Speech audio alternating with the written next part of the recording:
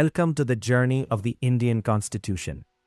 1947 भारत आजाद हुआ, लेकिन आजादी के साथ एक और सच आया, पार्टीशन। लोग सिर्फ बॉर्डर्स क्रॉस नहीं कर रहे थे, वो अपनी पहचान, अपना घर और अपनी सिटीजनशिप भी खो रहे थे। इसी हिस्टोरिकल क्राइसिस को एड्रेस करता है article 7 of the constitution of India. जब इंडिया और पाकिस्तान अलग हुए, मिलियंस ऑफ पीपल माइग्रेशन कर रहे थे। कुछ लोग इंडिया से पाकिस्तान चले गए और कुछ वापस इंडिया लौट आए। सबसे बड़ा सवाल था, जो लोग पाकिस्तान माइग्रेट कर गए थे, क्या वो दोबारा इंडिया के सिटीजन बन सकते हैं? यही कंफ्यूजन क्लियर करता है आर्टिकल 7। आर्टिकल 7 के अकॉर्डिंग, अगर कोई पर्सन 1 मार्च 1947 के बाद पाकिस्तान माइग्रेट कर गया था, तो ऑटोमेटिकली वो इंडियन सिटीजन नहीं माना जाएगा।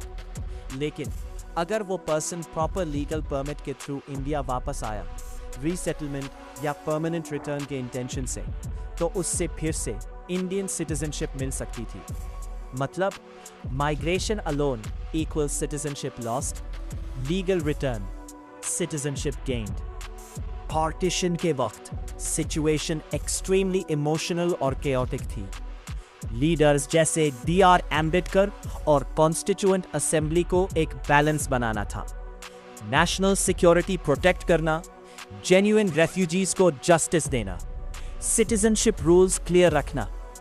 आर्टिकल 7 ने इमोशनल डिसीजंस की जगह लीगल फ्रेमवर्क इंट्रोड्यूस किया। आर्टिकल 7 ने इंडिया को एक क्लियर मैसेज दिया, सिटीजनशिप सिर्फ बर्थ प्लेस से नहीं, बल्कि लीगल इंटेंशन एंड अलीजेंस से डिसाइड होगी। बाद में courts, including the supreme court of India, ने सिटीजनशिप मैटर्स इंटरप्रेट करते वक्त हिस्टोरिकल कॉन्टेक्स्ट ऑफ पार्टीशन को इंपॉर्टेंट फैक्टर माना। ये आर्टिकल सिर्फ लॉ नहीं था, ये उन लाखों फैमिलीज की कहानी थी जो बॉर्डर्स के बीच अपनी आइडेंटिटी ढूंढ रहे थे। कॉन्स्टिट्यूशन मेकर्स ने समझा, इंडिया सिर्फ टेरिटोरी नहीं, इंडिया एक जिम्मेदारी है। आर्टिकल 7 हमें याद दिलाता है कि कॉन्स्टिट्यूशन सिर्फ रूल्स का डॉक्यूमेंट नहीं, ये हिस्ट्री के टफेस्ट मोमेंट्स का सॉल्यूशन भी है। संविधान सिर्फ कानून नहीं, भारत की सोच है। अगर आप भारत के संविधान को सच में समझना चाहते हैं, तो गुरु के साथ जुड़े रहिए।